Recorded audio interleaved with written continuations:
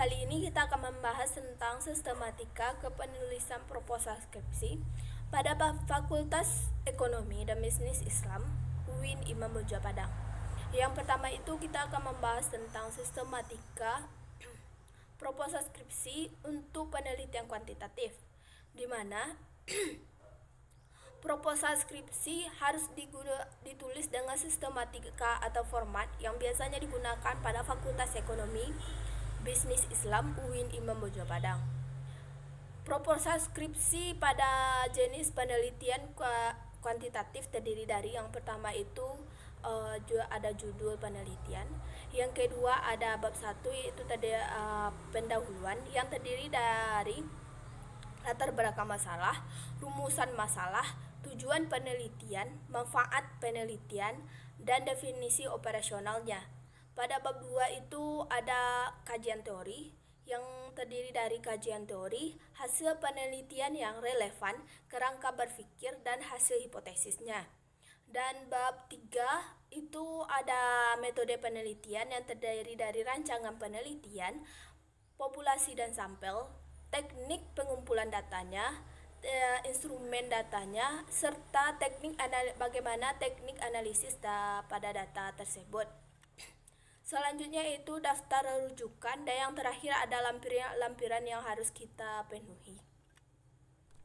Baiklah, yang kedua yaitu sistematika proposal dan skripsi untuk penelitian kualitatif, di mana jenis penelitian kualitatif ini bersifat fleksibel dan alternatif.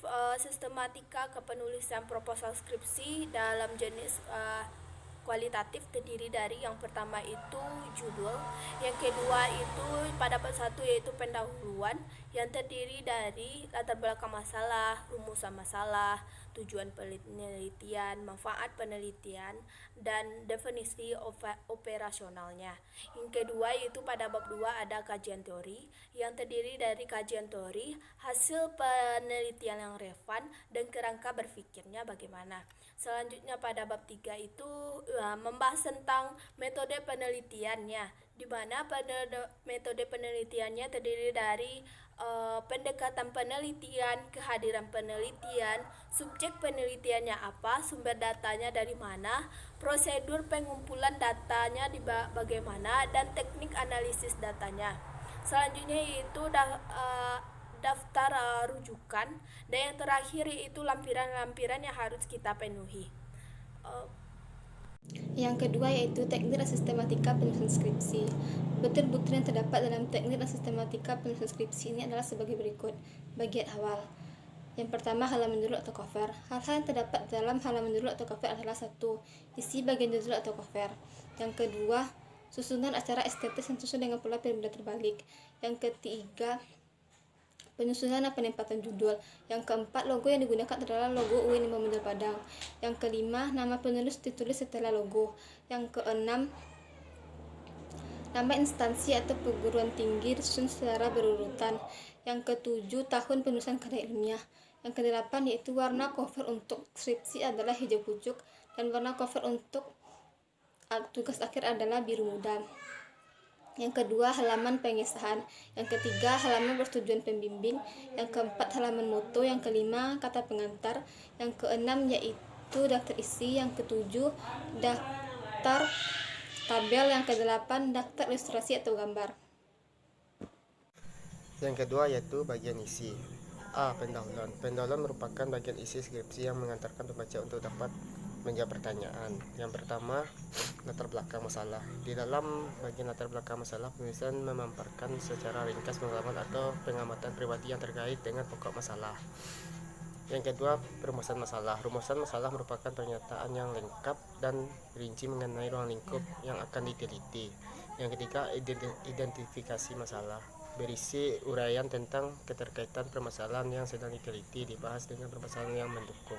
Yang keempat, pemetasan masalah. Berisi uraian tentang cakupan wilayah permasalahan yang akan dibahas. Yang kelima, tujuan penelitian. Baik dari segi jumlah maupun substansi tujuan penelitian sejalan dengan rumusan masalah. Yang keenam, manfaat penelitian. Hasil penelitian hendaknya memberikan manfaat yang sebesar-besarnya baik bagi pengembangan maupun implementasi ilmu. Yang ketujuh, objek penelitian. Objek penelitian adalah apa yang menjadi sasaran peneliti dan di mana peneliti dilakukan. Yang kedelapan, metode penelitian. Bagian ini merupakan tentang cara kerja atau prosedur pemecahan masalah yang dijelaskan secara sistematis. Yang kesembilan, sistematika penulisan. Sistematika penulisan memuat uraian dalam bentuk esai yang menggambarkan alur logis dari bangun bahasan skripsi dan urgensi. Yang B, bab-bab uraian.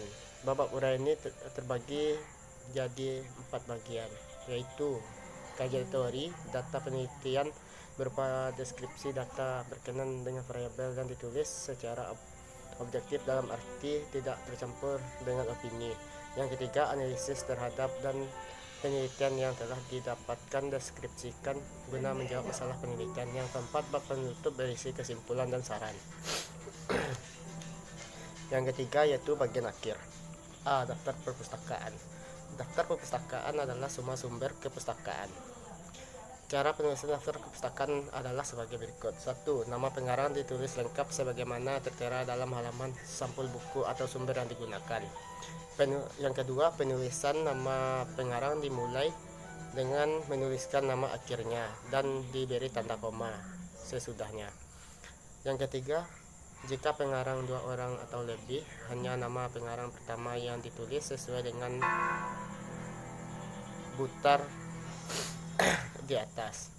Yang keempat, jika 2 buku atau lebih dari seorang pengarang untuk penulisan buku pertama.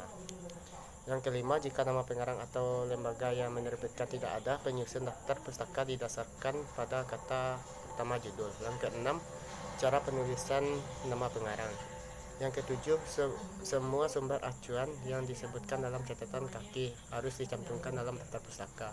Yang kedelapan, disusun berdasarkan urutan alfabet dengan memakai entry nama pengarang atau lembaga yang menerbitkan. 9. Daftar pustaka tidak diberi nomor urut. Yang B, lampiran. Lampiran memuat dokumen-dokumen yang isinya tidak dapat dilepaskan dari bahas karya ilmiah tetapi tidak mungkin dicantumkan di dalam tubuh karangan.